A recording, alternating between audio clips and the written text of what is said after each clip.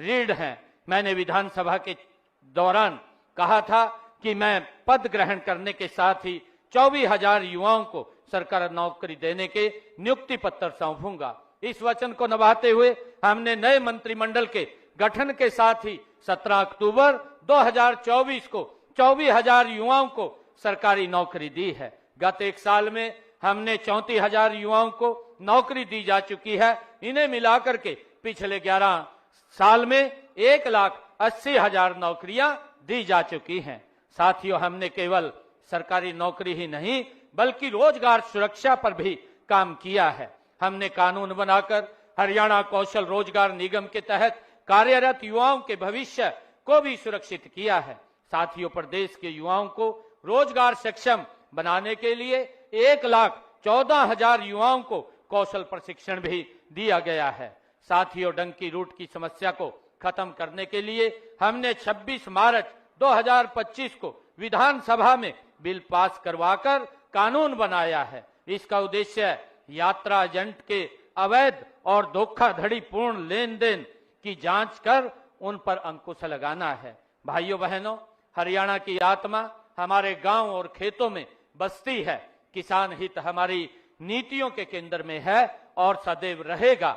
आज हरियाणा देश का एकमात्र ऐसा राज्य है जहां किसानों की 24 फसलों की खरीद न्यूनतम समर्थन मूल्य पर की जा रही है। यह मेरे किसान भाइयों के पसीने का सम्मान है। अब तक 12 लाख फसल खरीद के सीधे 1,64,000 करोड़ रुपए डाले जा चुके हैं। साथ ही अब किसानों की फसल का पैसा एग्जिट गेट पास कटने के भटकना पड़ता था। हमने उस दर्द को समझा और समय पर मुआवजे के भुगतान के लिए ई क्षतिपूर्ति पोर्टल बनाया। हमने पिछले 11 सालों में फसल खराबे के मुआवजे के रूप में 15,448 करोड़ रुपए किसान के खाते में पहुंचाने का काम हमने किया है। साथियों, हमने अंग्रेजों के जमाने से चले आ रहे अभियान को भी जड़ से खत्म कर किसानों को बड़ी राहत दी है। कृषि भूमि पट्टा एक्ट लागू करके पट्टेदार किसानों को और भूमि मालिकों के बीच विश्वास भी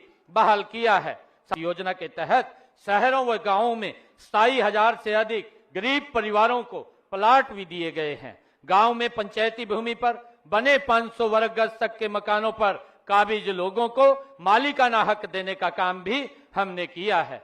साथियों, हमने सामाजिक सुरक्षा पेंशन बढ़ा करके 3,200 रुपए मासिक कर दी है, जो देश में सर्वाधिक है। दिव्यांग पेंशन का दायरा बढ़ाते हुए इसका लाभ 10 अन्य श्रेणियों को भी दिया गया है। साथियों, इसी प्रकार पीएम सूर्य घर मुफ्त बिजली योजना के अब तक 47,342 सोलर सिस्टम लगाए जा चुके हैं और दयालु योजना के तहत 55,777 परिवारों को 2,098 करोड़ रुपए की आर्थिक सहायता भी दी जा चुकी है। प्यारे प्रदेशवासियों, बीमारी अमीरी और गरीबी देखकर नहीं आती है, इसलिए हमने ऐसी व्यवस्था की है कि धन के अभाव में कोई भी इलाज से वंचित नहीं रहेगा। आयुष्मान भारत चिरायु योजना के तहत हमने लगभग 27 लाख लोगों को मुफ्त इलाज कराया है। गंभीर बीमारियों को ध्यान में रखते हुए हमने किडनी के रोग से पीड़ित रोगियों के लिए सभी सरकारी अस्पतालों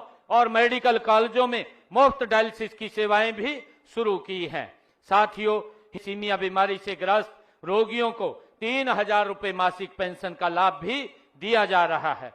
साथियों, देश के यशस्वी प्रधानमंत्री आदरणीय मोदी जी का विजन है कि भारत दुनिया का मेडिकल हब बने। इस दिशा में हम हरियाणा के हर जिले में एक मेडिकल कॉलेज खोल रहे हैं। इस समय प्रदेश में मेडिकल कॉलेजों की संख्या बढ़कर 17 हो गई है। बहनों, हमने बहन बेटियों को आर्थिक रूप से सशक्त करने के लिए दीनदयाल लाडो लक्ष्मी योजना वो शुरू की है। इसके तहत उन्हें हर माह 2100 रुपए की वित्तीय सहायता दी जा रही है। अब तक 8,64,000 बहन बेटियों को 441 करोड़ रुपए की राशि दी जा चुकी है। गरीब महिलाओं को रसोई के धुएं और महंगाई से राहत देने के लिए हम हर महीने केवल 500 रुपए में गैस सिलेंडर दे रहे हैं। यह लाभ 18 लाख परिवारों को मिल रहा है।